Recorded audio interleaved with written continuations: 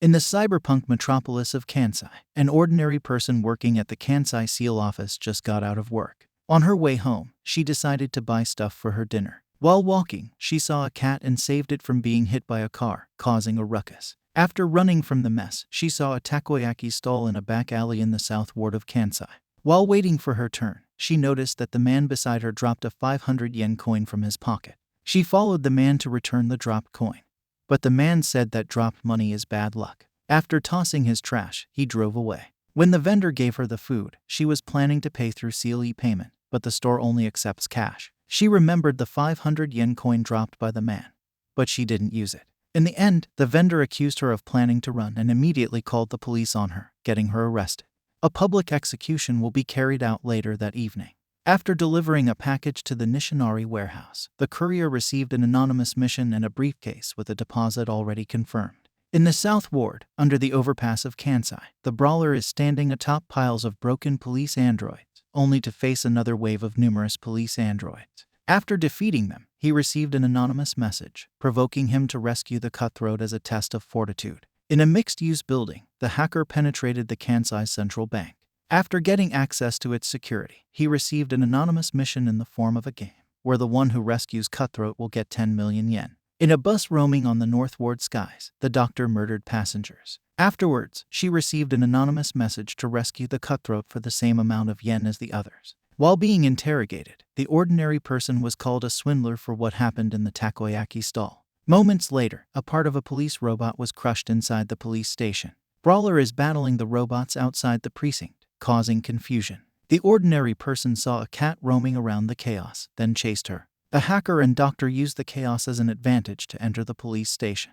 The courier scolds the Brawler while entering the station, causing the latter to enter the station as well. The chief police officer was alarmed by the ruckus and further shocked when the security system was infiltrated by the hacker, making the execution earlier than expected. The courier and Brawler met in the central elevator hall of the police station. During their duel, the doctor released a gas that can suffocate even an elephant.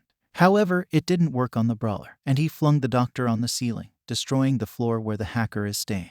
The hacker then threatened the Brawler and courier with his plasma-shooting drones. The doctor joined the confrontation, revealing that she had already stitched her wounds after being tossed. During the encounter, the ordinary person finally took hold of the cat she chased. Caught up in the middle of the confrontation, she was questioned about her identity. Threatened to be killed, she pretended to be a criminal called Swindler and claimed that she was not listed in the Akudama records because she managed to trick it.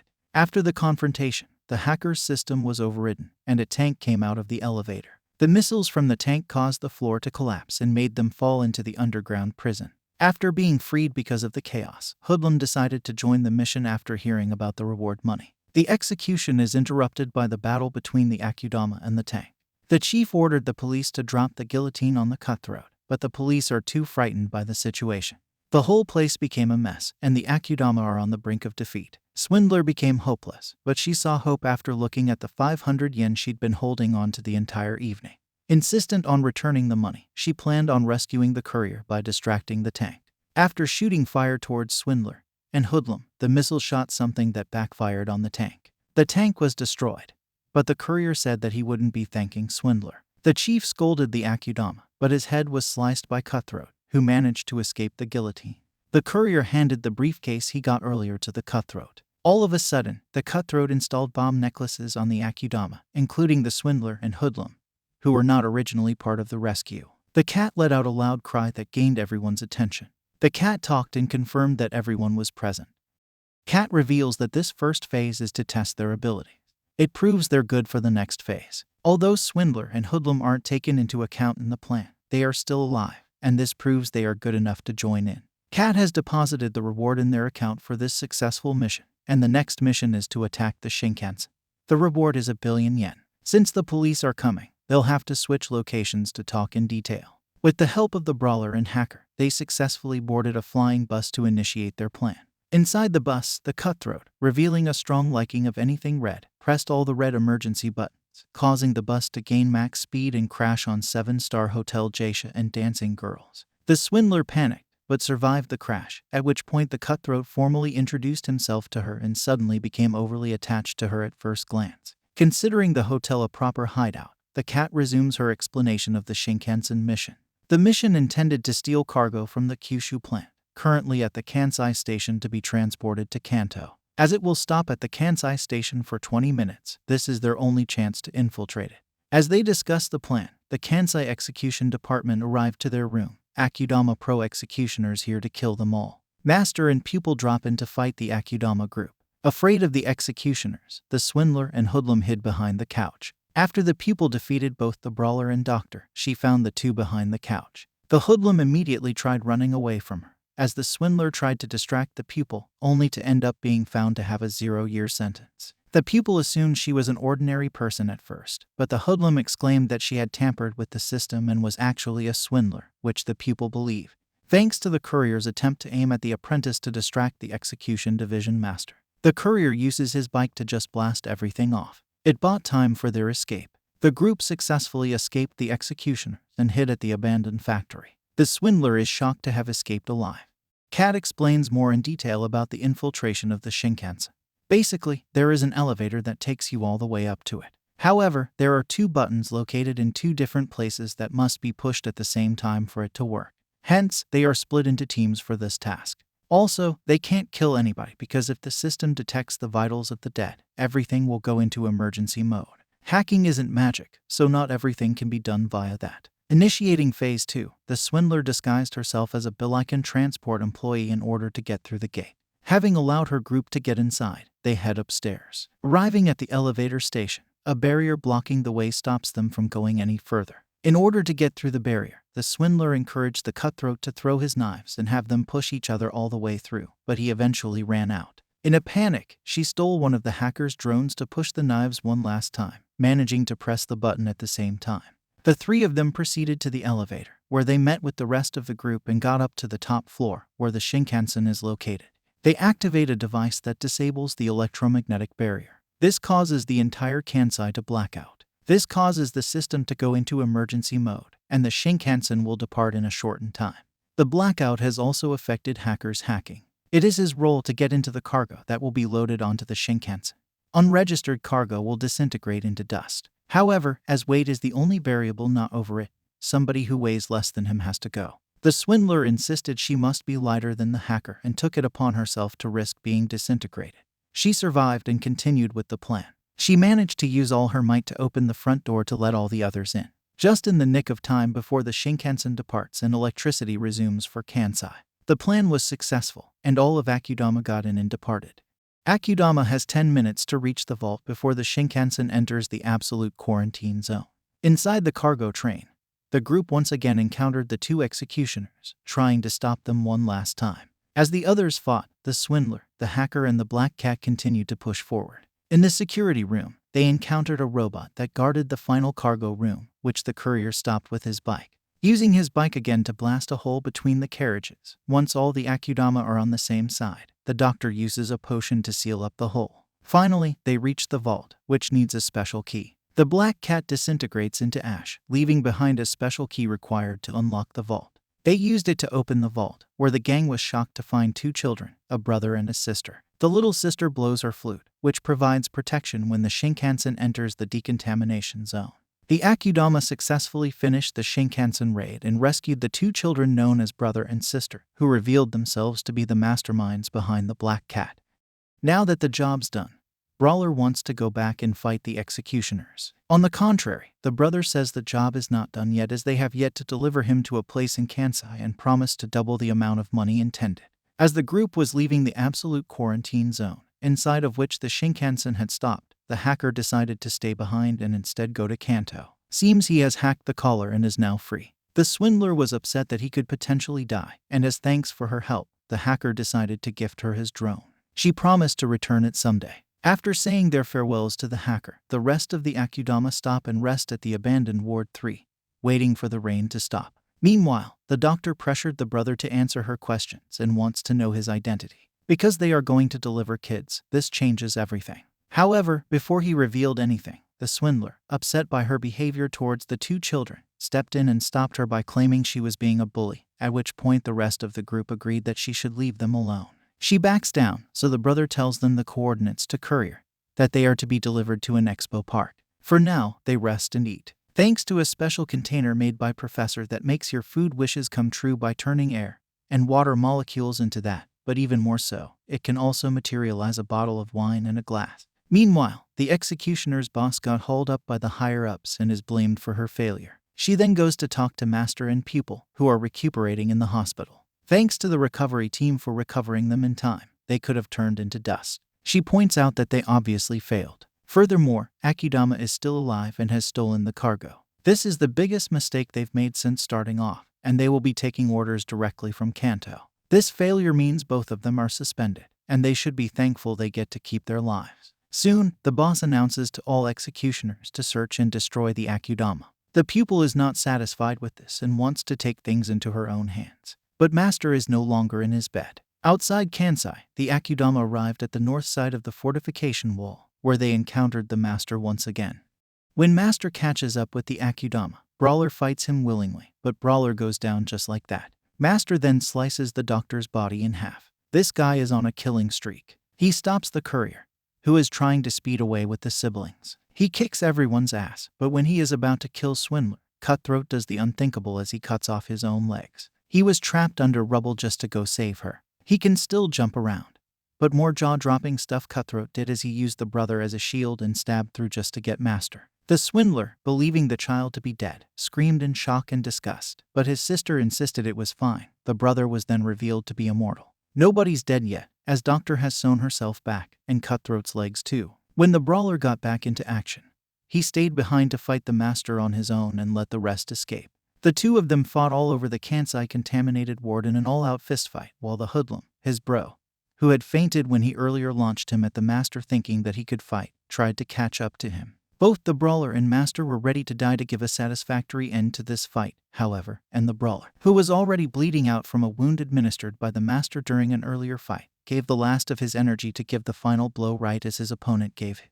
The pupil sees boss in her attempt to find master's whereabouts. The pupil is given the coordinates to ascertain the master's will. By the time she arrives, master and Brawler have both taken out each other. Just in the nick of time, master passes on his baton to her before dying.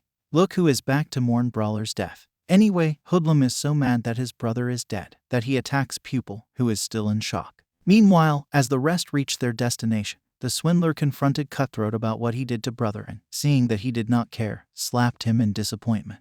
The brother finally finds the switch that opens a secret entrance to an underground city. It looks like Pupil is back in the hospital, but this time she is left with a gift. One side of her face was hideously disfigured from the attack. The hoodlum, who had been away from the group, came back, revealing that the Brawler and master had killed each other. As they arrived at the expo park, they found a rocket ship, which the children explained they were planning to board to escape Earth. They intend to go and live there, where nobody can reach them. They have a lot to do as they are shouldering the lives of 5,555 siblings. Now for their flashback. Back when the boy was known as experiment number 2502, every day he was experimented on, but he got used to it. At the end of the day, he is glad to return to his other siblings in the gym hall. Professor is actually a black cat, and an AI is tasked with educating and watching over them. The siblings want to take it to the headmaster to stop the experiments, but the boy is okay with that, as long as the rest don't get experimented on. One day, the experiment will be called a success. The boy returned to the gym only to find everyone else missing. The headmaster proclaims him a successful immortal, and can now offer him to Kansai. The dark truth is revealed. His siblings are actually already dead. The boy was created from the lives of another 2,501 children. The professor didn't tell him so as to maintain his sanity. From this pool, the headmaster is confident he can create another immortal child for offering. That child is number 5,557, and the boy vows to protect this sister of his. Once they were put on the Shinkansen, Professor disconnected himself. But the boy gets the idea to reanimate the corpse and plan their escape. Now that the Akudama have completed their jobs, the boy transfers their reward and releases the collar. Just as the siblings are about to board the rocket, the doctor cuts sister's throat. Of course, she can't die. The doctor also restrains the boy. The doctor revealed herself as a traitor. She is actually working with the boss. With the executioners surrounding the place, they are going to execute all the Akudama. As promised for the doctor's cooperation, boss will take her off the Akudama wanted list. The boy is left distraught when boss tells him that there is no moon because the war decimated it. Because the doctor tries to kill Swindler for protecting sister, Cutthroat jumps in. It's time to let blood spill. but Cutthroat has his hands full slicing all the executioners trying to kill him. The boy escapes from the doctor and saves Sister and Swindler by pushing them into the rocket as it finally lifts off, while he himself gets pinned down by the executioners. The Sister and Swindler managed to escape inside the rocket, but could not reach the moon as the rocket's fuel revealed itself to be empty. Escaping in a pod, the Sister and Swindler landed on Kansai's dump. Meanwhile, the higher-ups, despite being happy their offering is safe, still blame Boss for being incompetent as the Akudama still live. She is ordered to kill all of them or else. No more chances. The boss then calls Pupil. He has assigned a newbie as her partner. The pupil declines and will kill all the Akudama herself. The doctor discovers the mystery siblings' regenerating cell and is very interested in knowing more. Back in Kansai, the Swindler attempted to buy food and was caught as an Akudama, having triggered an alarm all around the city by using her Seal payment at a takoyaki stand. The two of them had to run away and hide. The hoodlum hid in a back alley in Kansai City. Hoodlum knows he is a wanted man too and can't return to his normal life. A citizen appeared behind him and, seeing his anxious behavior, offered him drugs to calm him down. Before he could rest and take the drugs, however, the doctor walked up to him, recognizing him, and revealed to everyone that he was being hunted, causing everyone to tackle him. Trying to escape, he offered the doctor his help in exchange for hers, by revealing he was tracking the sister. This pleased her, and she forced him to work alongside her. Back at the Kansai garbage dump, the Swindler and Sister took shelter inside the abandoned garbage administrative building. Hungry, they checked the kitchen, where they found canned food. They gladly ate, took a bath, and washed their clothes, after which the Swindler decided to cut her hair short. As the sister was crying because she missed her brother, a group of punks crashed into the kitchen and found them. The punks threatened to kill the Swindler and kidnap the sister in order to sell her on the black market. The Swindler, despite having never fought before, she used canned food to kill one of them. She then pleads that she has value as a virgin and would strip to prove it. The idiot waits, not expecting her to stab him with her hidden knife. The last guy fires, but she shoots back and kills him. One of them is still alive and is going to kill her. She is out of bullets, but the courier arrives and kills him. After things settle down, the courier says he is here to deliver this little sack to Sister. The brother entrusted it to him back at Expo Park before he got captured. He then tried to leave, but the Swindler followed him and begged him to help them rescue the brother once again. He was not interested, but the Swindler remembered that in an earlier conversation, the courier had mentioned only caring about his purpose and claimed that this was hers, successfully convincing him. Crashing back into the courier's place, the Sister and Swindler ate their food while discussing a plan to rescue the brother from the executioners. In order to progress with their rescue mission, Swindler sent a message to all of Kansai City, claiming she planned to conquer Kansai in 12 hours along with all the Akudama. This successfully caused havoc, and infiltrating the execution department headquarters, the Swindler, courier, and Sister proceeded with their mission to ambush the roof. On their way there, they found the Cutthroat standing atop a pile of bodies, planning to kill the Swindler, whom he perceived to have a beautiful red halo, making her feel like a special kill to him. The courier shot in his direction and touched one of the bodies, at which point he whined that he had taken forever to stack this cake for the Swindler, and attacked him. The Swindler pushed the Cutthroat away to protect him, and he grabbed her, revealing that he had been wanting to kill her all along.